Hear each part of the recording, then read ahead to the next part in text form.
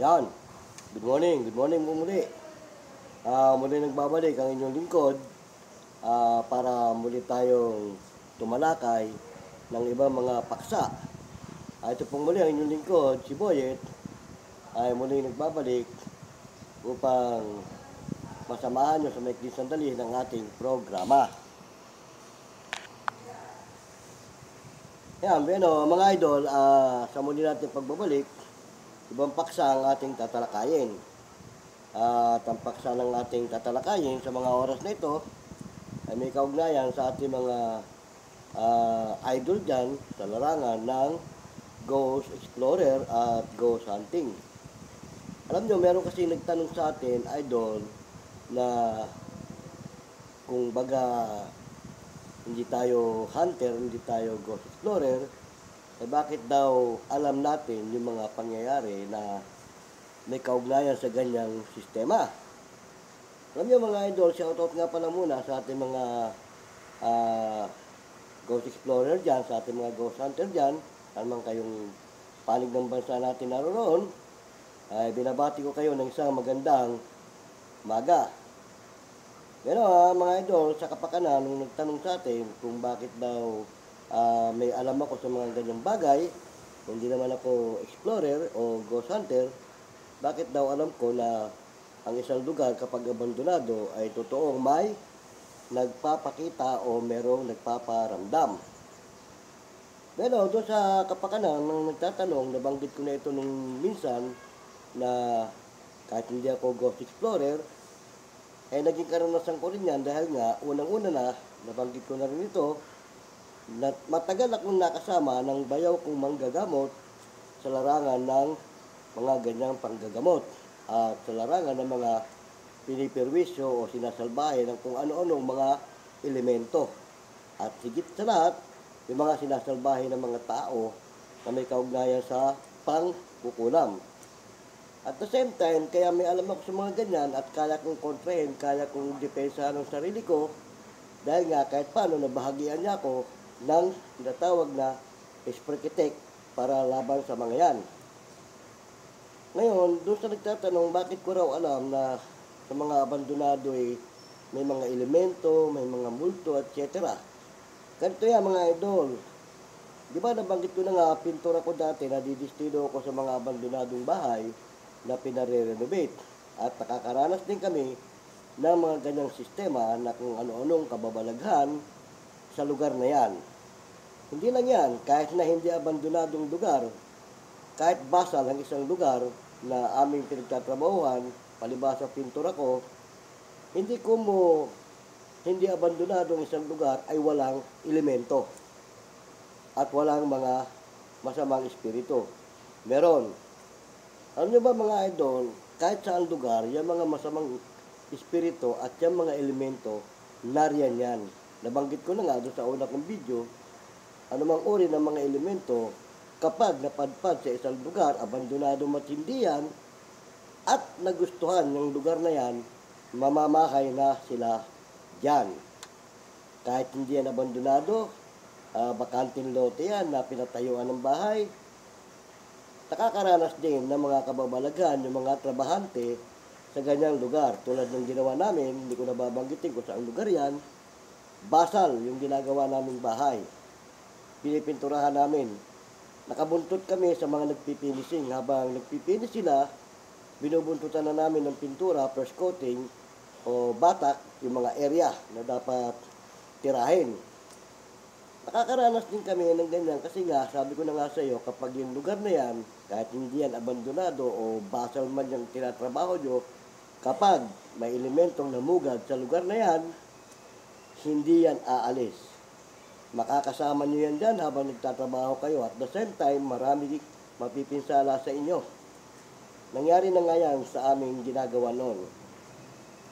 Meron kaming ginawang lugar na basal yon.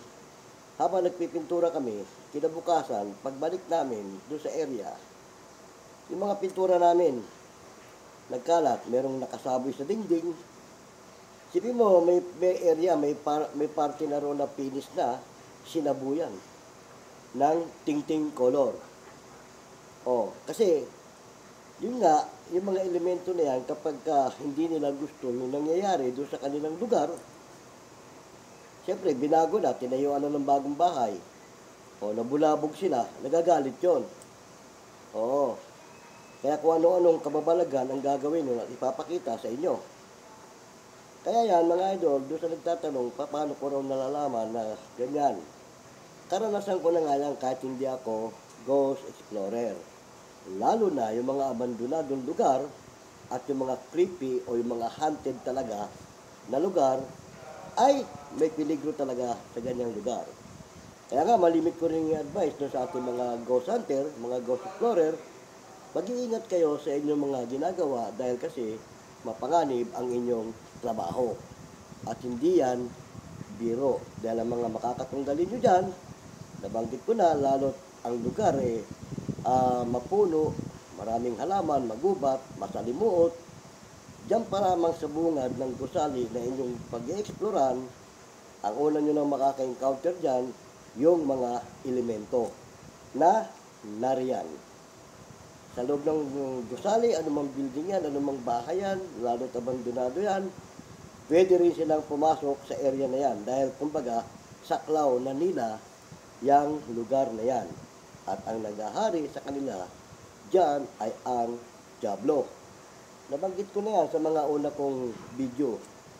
Oo, kaya yan, kapag yan, dumating kayo sa lugar na yan, nabanggit ko na rin ito, ang dadatnan nyo nakahanda.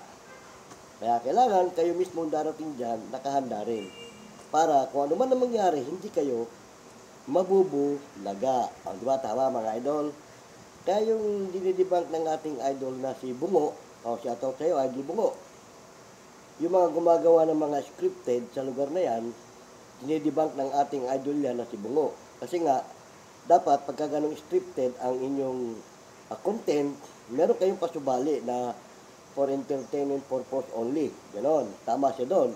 Para hindi na niya i-debunk.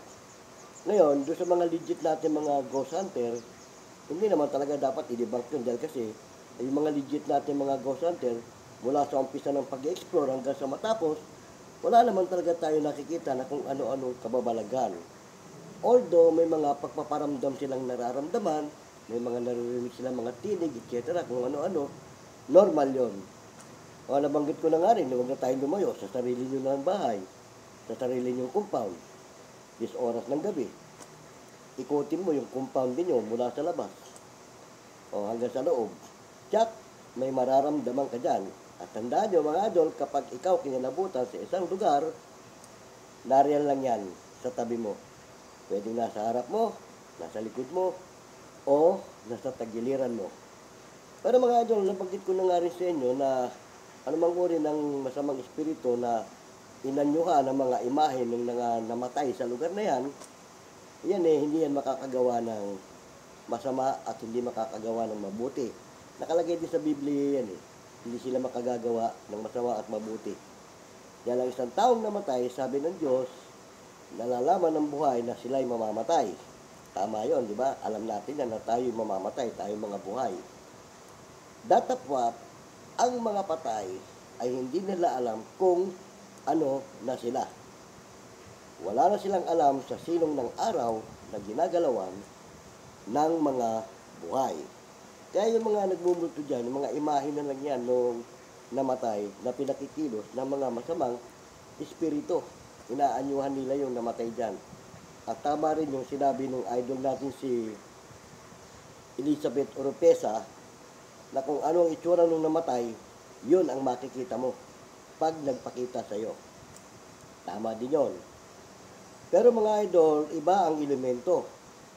Ang elemento may kakayahang gumawa ng mga bagay na pwedeng ikapinsala ng bawat isa sa inyo na nag-explore sa lugar na yan.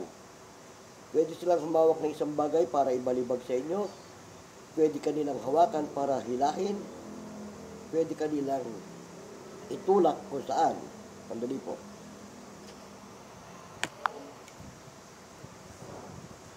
Yan, mga idol. Yan ang kaibahan ng mga elemento sa espiritu. Ang espiritu sa totoo lang, yung anyo nung namatay, hindi ka pwedeng mahawakan yan. espiritu lang yan eh.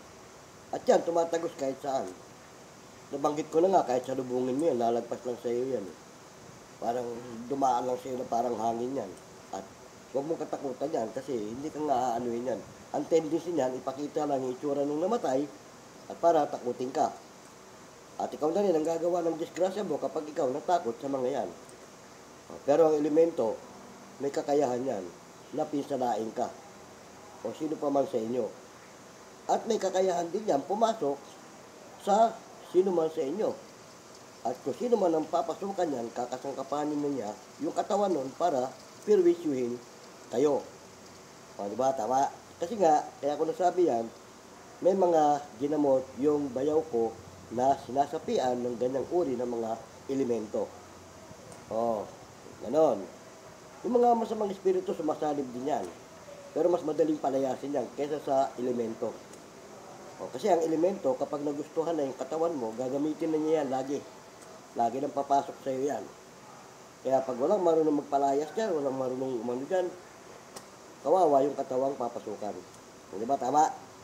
Ngayon mga idol, doon sa nagtatanong sa akin, paano ko raw nalalaman na sa mga ganyang lugar, may nagpapakita o may nagluluto, naging kanunasan ko na yan. Simple lang ang sagot ko. Hindi ako ghost explorer, hindi ako ghost hunter, pero bilang isang dating pintor, nakakaranas na rin ako. Sabi ko na nga, kahit hindi abandonadong lugar kahit yung bagong gawang bahay, meron yan. Kasi meron kaming ginawa, may parting San Juan, kung nababanggitin ko saan lugar yun. Noong magpipintura kami doon, na-destino na kami para magpintura, ang sabi ng katiwaldas doon, yung caretaker, meron daw nagpapakita doon sa kusina, nakaupo doon sa banggirahan, alam niyo naman yung banggirahan, na sayad yung kamay sa flooring, nakaganon. So, pag biglang tingin mo, pagpasok mo sa kusina, masasalubong mo yun, mabubungaran mo, matatakot ka. Pero mga idol, nung madestino ang inyong mga lingkod doon, sinubukan kong matulog doon sa sinasabi na yon na may nagpapakita o nakaupo doon sa banggirahan, wala naman ako na wala. Kaya nga, nasasabi ko, kapag ikaw may alam na sprikitik at malakas, hindi yan magpapakita sa'yo. O hindi yan magpaparamdam. Magparamdam man yan, hindi yan masyadong creepy. O hindi ka gaya sa walang alam. Pagka walang alam kasi at pinakitaan, normal na yung matatakot ka. O kasi... Andito si Ate Joyce Bausing? Hindi ko po alam Wala, ako ng tao dito Wala? Oo. Dito sa CCTV, saan tao dyan? Yan, tingnan mo sa CCTV. Katukin mo lang. O bueno, mga idol sensya na kung medyo naantala tayo dahil medyo may nagtanong. Ngayon, sabi ko na nga, yan, kapag yan nagpakita sa'yo, lalo yung mga elemento, mas nakakatakot. Dahil may sariling anyo yan, may sariling itsura yan, at mayroong lakas na sarili yan. Higit sa lahat, may kapangyarihan ang mga yan, kesa sa espiritu. Ang espiritu, pinakikilos lang ng diablo para bigyan ng anyo yung mga imahe ng namatay. Pero ang elemento, may sariling anyo. Pero nanggagaya din yan ng anyo ng tao. Number 1 mandaraya din yan. Kaya natatandaan yung mga idol na ghost explorer, baka mamaya gayahin yung anyo ng itsura ng kasama nyo. Pagkatapos yayain sa ganung lugar, yung pala mapapahamak na siya doon sa pupuntahan niya. Yan ang iingatan nyo mga idol. Bueno, salamat ng marami sa maikli sandali ng ating kwentuhan. Sana meron kayo napulot na kahit na konting idea sa programa natin ito. O salamat po sa nagtatanong kung sino ka man Hindi ko na mabanggitan ng yung pangalan dahil ayaw mo namang ipabanggit. O, Idol Bungo, shoutout sa iyo. At sa iba pa natin mga ghost hunter. Ito pong muli ang inyong lingkod, si Boyet ng Vlogs TV. Pasamantalang nagpapaalam. Kung meron kayong mga comment, lagay nyo lang sa comment section. At kung meron kayong mga katanungan, lagay nyo rin dyan para matalakay natin sa susunod nating mga video. Bueno mga idol, hanggang sa muli, paalam!